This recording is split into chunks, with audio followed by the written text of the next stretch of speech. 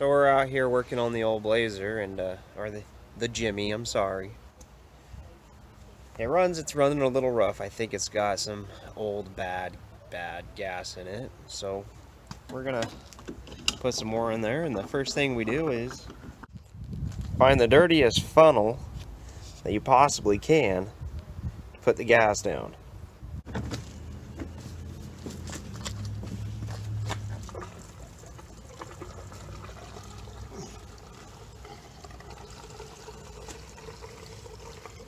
You know, my dad always told me I'd be a good mechanic, just not on his cars. So another trick is, I go to the dollar store, I get this for $1, and normally they have the fuel injector cleaner there too, but they didn't today.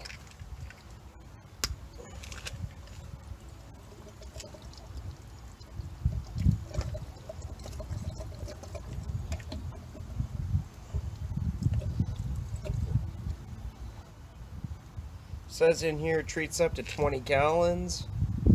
Well, I guess we're gonna make concentrate for 5.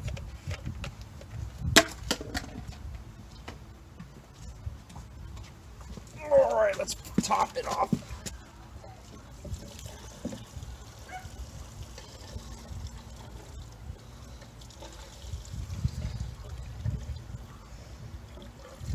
Curious to see if the gas gauge works in this thing.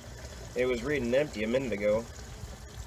I think after 5 gallons it ought to register something.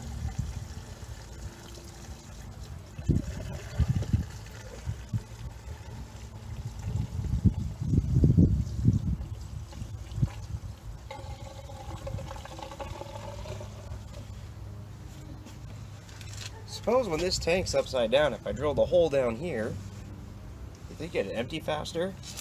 Probably. Let's not try it.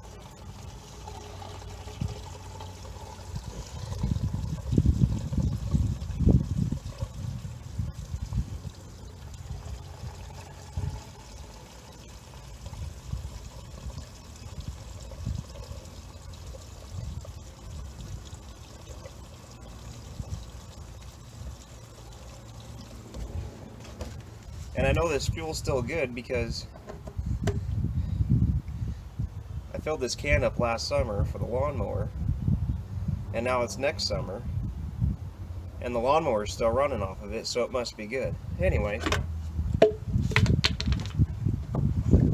put the cap on, let's check out the fuel gauge, see if it works.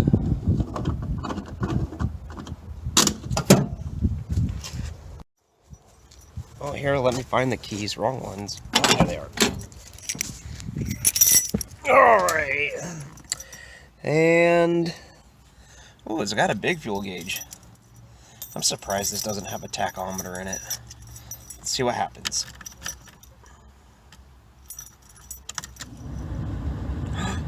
It's moving.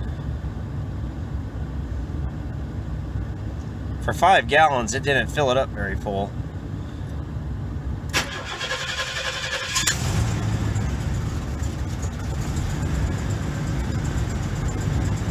Well, oil pressure works. The only gauge that's not working is the water temp gauge. Guess that's on to project number 2. Sometimes you gotta shake the vehicle to stir up what you just put in there. That way it'll run better. Well, I guess shaking the vehicle makes a difference, because now we're almost like I guess almost to a half a tank? 7/16 of a tank? Sure. So I was sitting here playing with things, looking at things over. Look at how clean the throttle body looks. Wow, that looks brand new almost. When I started wiggling this, well, it's not doing it now.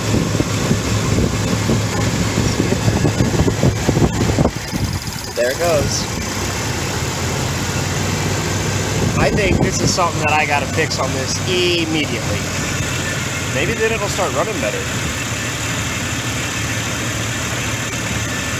But it is idling pretty good now. And when I went to fire it back up, it fired right up. I'm going to give you guys another tech tip here. If you want some more power out of your 2.8 liter, or any engine really that has something like this, all your air for the engine has to come in right through here, or actually this duct right here, which comes from down there. Forget that. Take this, flip it over, look at there, all the way around, airflow central. And it still seals. That's how you get more power.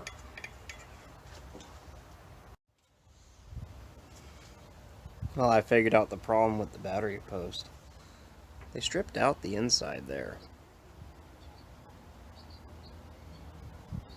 Can you see it? Lucky for me, I got a new battery in the garage. Got to get the other post off. I kind of like these things. They're kind of interesting. I might retap it, use it for something else. But I got another battery that's got a charge in it in the garage that I saved out of my wife's old Yukon. And that should thread right on here, no problem. Get John in here. Now, have you ever worked on a vehicle where somebody obviously went through and did some work on it before and just did it to get the job done and nothing right? I mean, alternator wire, positive power wire for the batteries on this side, split between two hoses. Generally, they run together. Nope, not this time. I got my adjustable hammer, because that's what they are.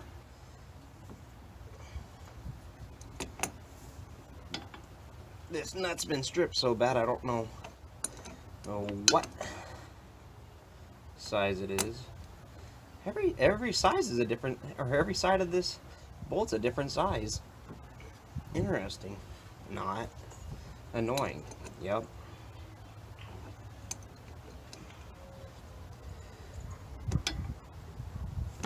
Oh, I'm slipping on it. Maybe I got it tight enough.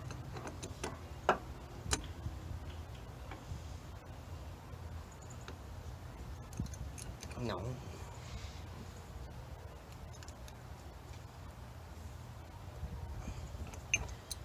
Come on, one more time.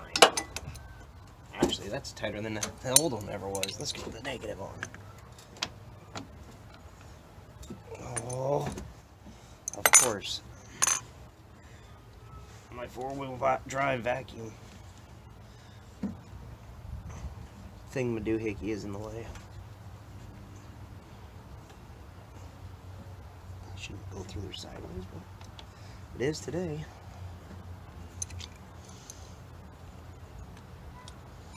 I bet these are 8mm.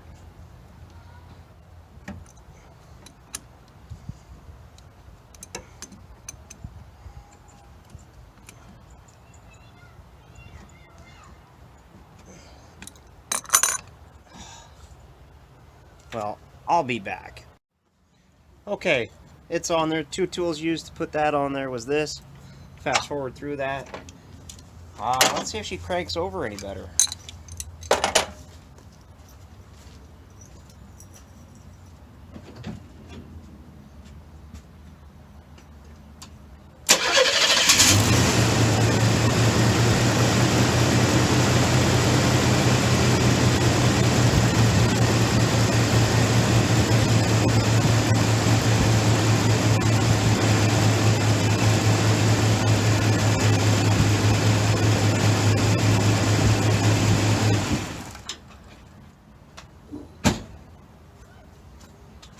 Not much better, but at least we know we got a good battery connection now.